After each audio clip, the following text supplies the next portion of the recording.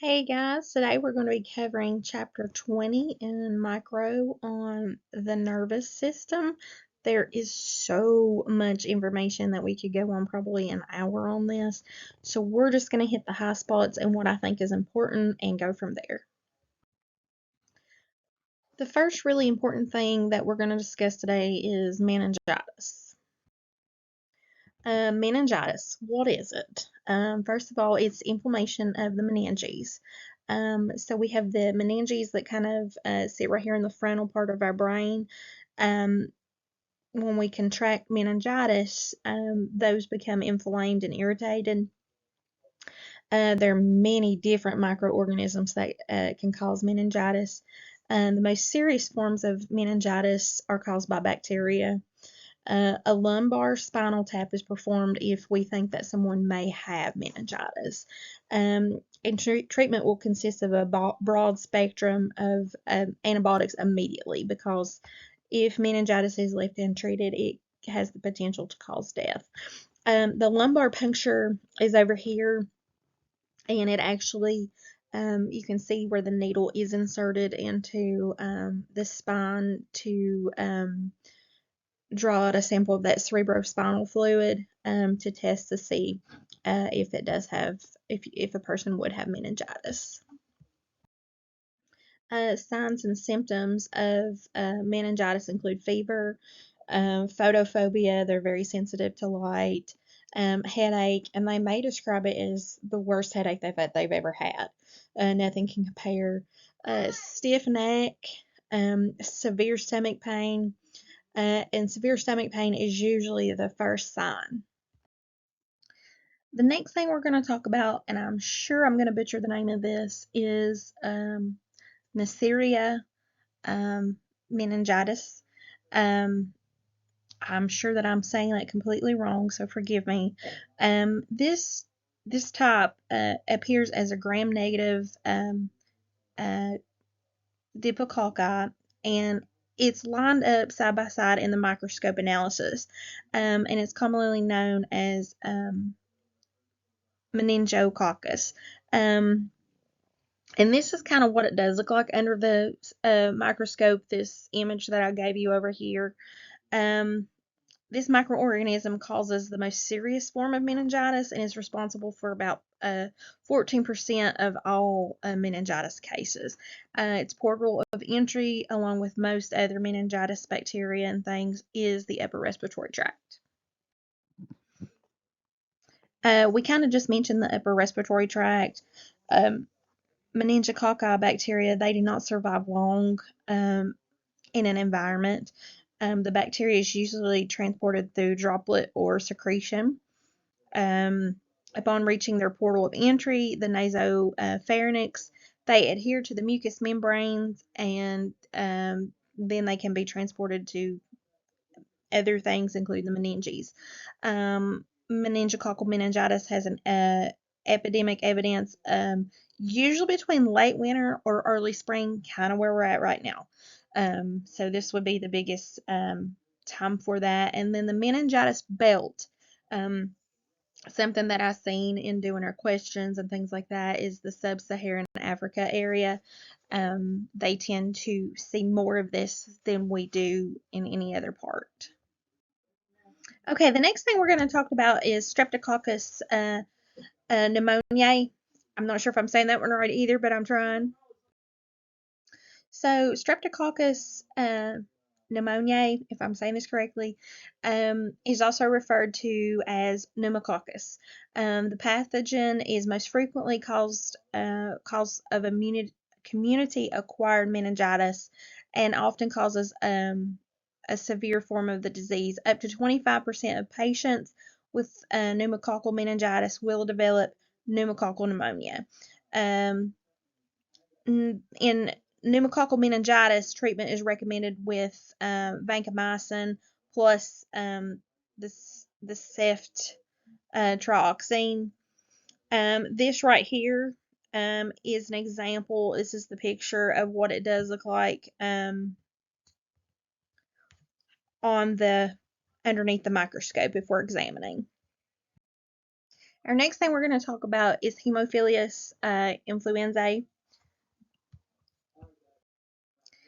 This is also known as Hib. If you are a parent of a child or any medical profession, you have heard of the vaccination for Hib. They start these very early, around 2 months of age. We try to get those going. Of course, there are other doses that you have to have. It's not a one dose situation. But it is very important. This is another reason that vaccines are such a big deal and why that they are so important to go ahead, have those to build up our immune system. This is one of those prime examples. Listeria is the next thing we're going to talk about. We've all probably heard of listeria, especially restaurants or if we cook or anything like that. Listeria monocytogenes. All right, Listeria, let's talk about it for just a minute. It is a gram-positive bacteria. Listeria, excuse me, is resistant to salt, heat and cold, pH extremities, and bile. So it's very resistant to a lot of things, so it is a very hard type of thing to get rid of, to kill, because heat's not going to kill it, cold's not going to kill it, pH is not going to kill it, and then of course bile's not going to kill it, and salt's not going to kill it. So we got to be real careful with this listeria. Symptoms can include sore throat, fever, diarrhea. The death rate is about 20%. Pregnant women are very susceptible to this infection because it can cross the placenta. Not a lot of things can cross the placenta, but this is one. Um, its primary reservoirs are soil and water. Can we get it from other things? Of course we can, but that's primarily where that it's people tend to get it the most. Animals, plants, and foods are secondary to the infection. That's what we just mentioned.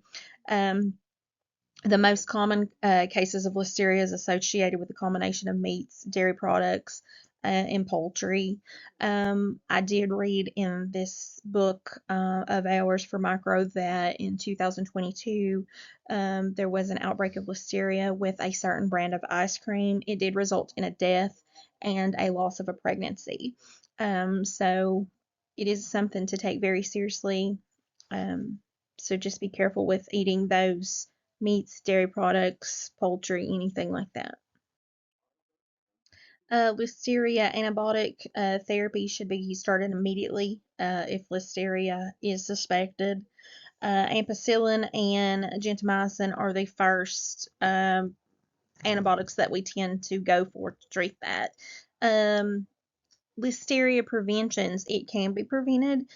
Proper refrigeration. We talked about that it's very resistant to cold, so we need to make sure that we need to like freeze our meats or do certain things like that. One of the most important things is that we're cooking it properly. When I eat steak, I like it rare to medium rare, which puts me at a higher risk for getting listeria. So we do need to make sure, however, that our meats are cooked thoroughly, especially our chicken and things like that. Hand washing. Hand washing is always a huge thing. I've talked about that in the past slides. It's our number one prevention for everything. Hand wash, hand wash, hand wash.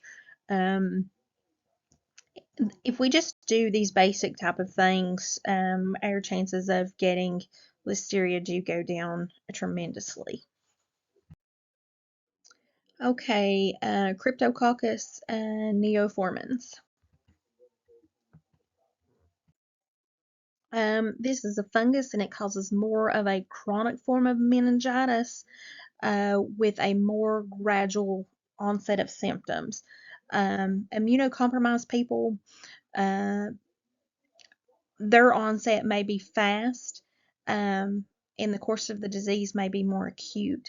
And of course, we talked about our immune compromised people the last time, our cancer patients, patients with AIDS, diabetes, those type of people. Sometimes classified as meningoencephalitis. This meningitis has a high fatality rate. And like I mentioned, it's more susceptible to people who are immunocompromised, so they probably already have something going on, which would just add to this, and maybe that's why the fatality rate is a little higher. It is not considered a communicable disease among humans, and the primary portal of entry is again the respiratory tract. There really is no preventative treatments or prevention. I'm sorry, there is no really preventative measures to do for this. But since it is mostly acquired through the upper respiratory tract, it is inhaled. Again, we need to cover our mouths when we cough, those kind of things to protect others. But when we're around someone who is sick, we need to make sure that they're doing those precautions too, because still, not everyone does those precautions. I don't care how old they are. If they're from kindergarten to the elderly, there are going to be people that still do not cover their mouth when they cough, sneeze, anything like that. And then this does create a higher risk for giving us bacteria and those aerosol spores that may contain things like this. This does require immediate treatment, and it can be a treatment for over a few weeks or even up to a few months. I am not sure how you even say this microorganism. Coccidioides, if I'm saying this correctly. This is also known as valley fever. Like I just mentioned, this condition is known as valley fever. Um, it is um, it is a fungus that causes this. It usually begins as a pulmonary infection, but it can progress pretty rapidly through the body. This right here that I have is an example of it progressing on out through the body and causing a valley fever rash. 60% of all of the United States infections occur in the state of Arizona. Um, However, that doesn't mean that they have to occur in Arizona. They've progressed all the way up to Colorado, Wyoming, other states. New Mexico and California are very prominent states as well. Outbreaks generally are caused by construction. We're entering that soil, tearing up that ground, archaeological digs, farming, for planting something, anything to disturb the soil to make those spores become airborne, and then we breathe them in, and then that's how we get this valley fever.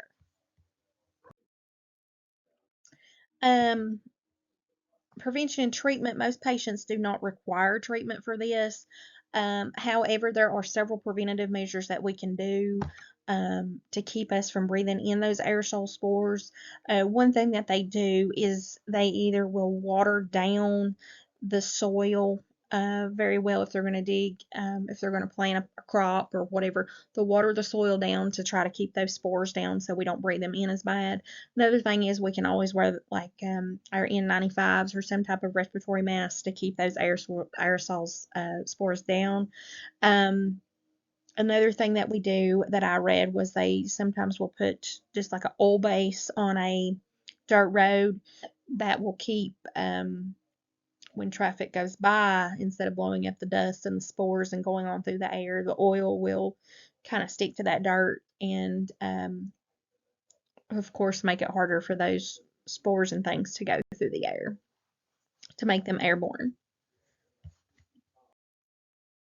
The next thing that we're going to cover really quick is rabies. This is one of my favorite things. I love rabies. Rabies transmission. It is transmitted through the saliva of an animal, or could be human. Either way, it's bite through that saliva. Um, if left untreated, rabies is fatal. However, I do have this picture of this lady who was laying in the bed. Her name is Gianna Gisi.